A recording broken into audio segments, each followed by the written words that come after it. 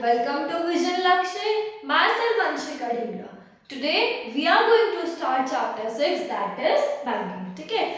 This chapter is very essential for our entire life. इस chapter की knowledge हमारे सिर्फ और सिर्फ क्लास 12 के लिए एसेंशियल नहीं है, ठीक है, रेदर क्या है, हमारे ये पूरे लाइफ टाइम हमारे साथ रहेगी और हमारे लिए काम आएगी, ठीक है।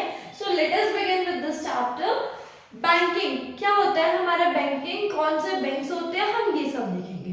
This lecture is all about introduction of chapter 6 banking, ठीक है। बैंकिंग जो होता है हमारे क्या होते हैं, हमारी कंट्री में दो टाइप्स ऑफ बैंक्स होते हैं। कौन कौन से टू टाइप्स ऑफ बैंक्स होते हैं, one is commercial bank, other one is central bank.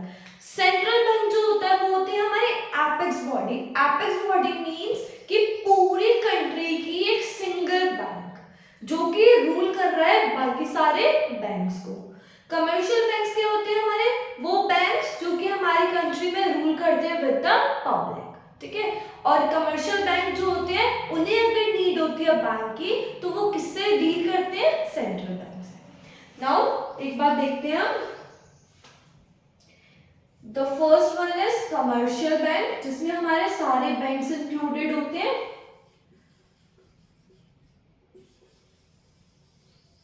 And other one is central bank, जो कि हमारी कंट्री में अकेला है, एपेक्स बॉडी। हर कंट्री का कोई ना कोई सेंट्रल बैंक होता है, ठीक है। हमारी कंट्री का जो सेंट्रल बैंक है उसे हम किस नाम से जानते हैं, आरबीआई। हर कंट्री के सेंट्रल बैंक के अलग अलग नेम्स होते हैं। हमारी कंट्री के सेंट्रल बैंक का नेम क्या है, RBI, reserve bank of India.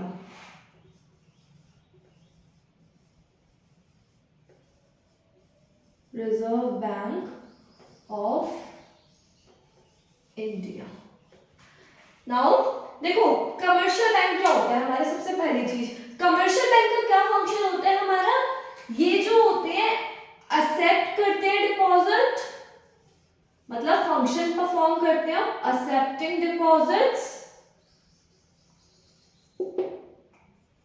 Granting loans, loan देते हैं, and making investments,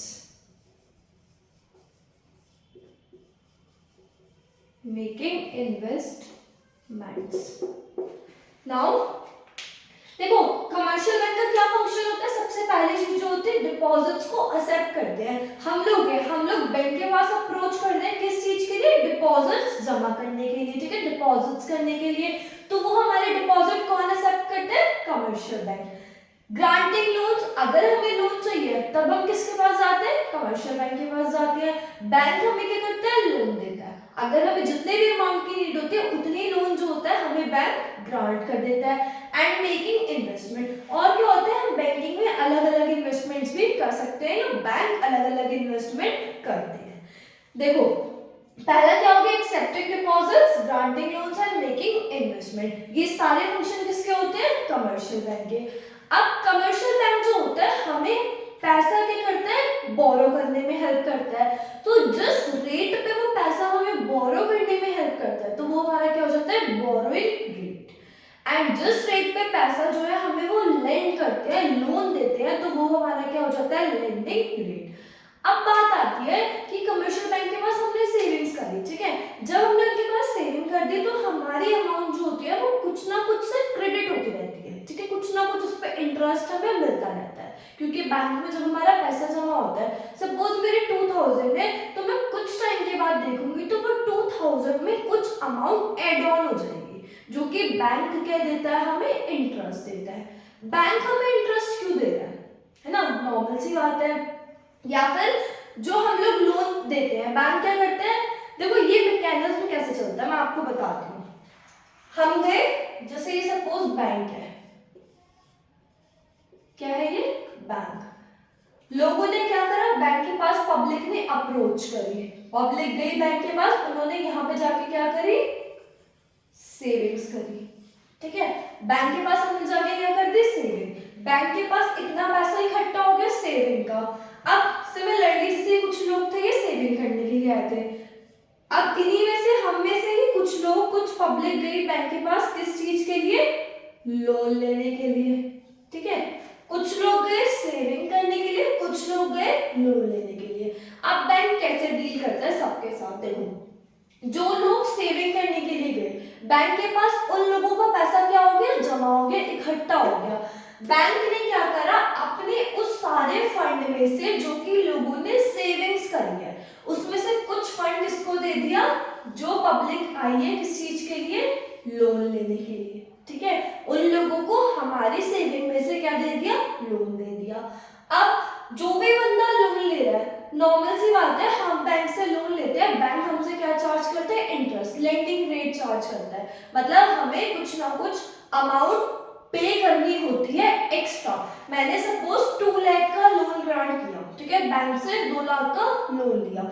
अब उस 2 लाख को मैं महीने के जो इंटरेस्ट बने होते हैं मैं टर्म्स करके पे कर रही हूँ, तो उस 2 लाख की जो इंस्टॉलमेंट बनेगी, उन इंस्टॉलमेंट में क्या होता है, हमारी नॉर्मल अमाउंट प्लस इंटरेस्ट हमें पे करना होता है, ठीक है। तो वो जो इंटरेस्ट होता है, जो लोग बैंक से लोन लेते हैं वो इंटरेस्ट बैंक को पे करते हैं, ठीक है। इन्होंने क्या करा, गए लोग बैंक को इन्होंने क्या करा, इंटरेस्ट पे करा, जो कि बैंक ने उन्हें अमाउंट लोन करी है। फिर उसके बाद क्या आता है, बैंक इस इंटरेस्ट में से कुछ पैसा जो होता है हमारे किसने कर देता है, सेविंग अकाउंट वाले लोगों को, मतलब हमारे जो पैसे हमने सेव करे हैं उन सेविंग वाले अमाउंट में हमारे कुछ अमाउंट जो होती है, जो कि इंटरेस्ट आया होता है, जिन लोगों ने लोन लिया होता है वो उसमें आके ऐड कर देता है, ठीक है।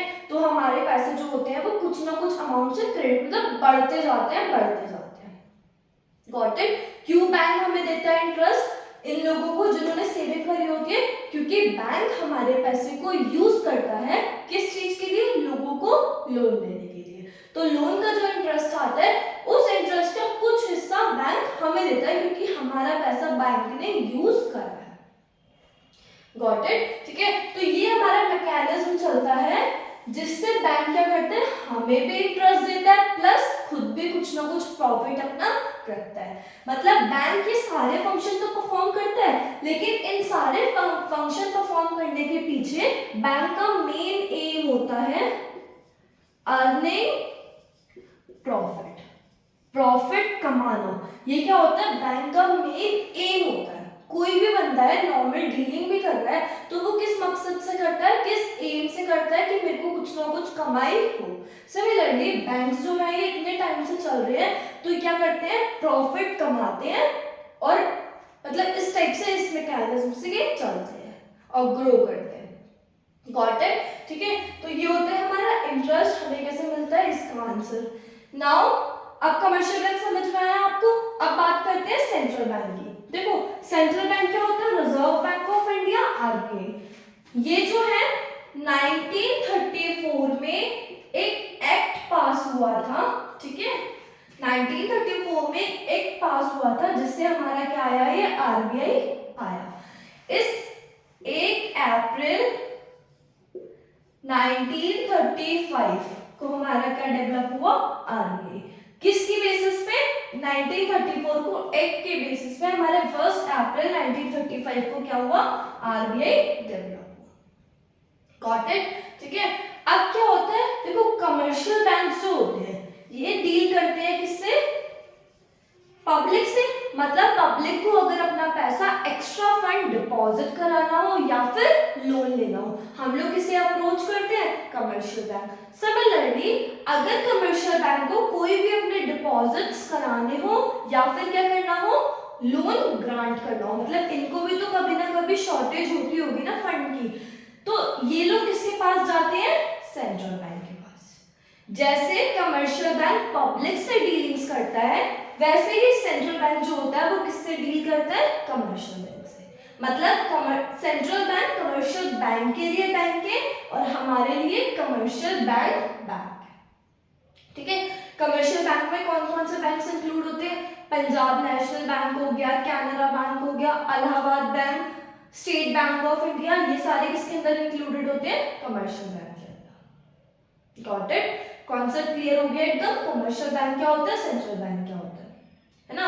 मतलब commercial bank deals with public and central bank deals with commercial bank. ये सारे फंक्शन जो पब्लिक के साथ परफॉर्म करते हैं वो सारे function central bank commercial bank के साथ परफॉर्म करते हैं। Got it? This is all the basic introduction of this chapter and hope आपको समझ में आएगा। In the further lecture we'll study these functions of commercial bank and functions of central bank. This is all for today. Hope you liked the video and concept clear हुआ होगा आपका। And if video पसंद आई हो तो please like, share and subscribe. Thank you.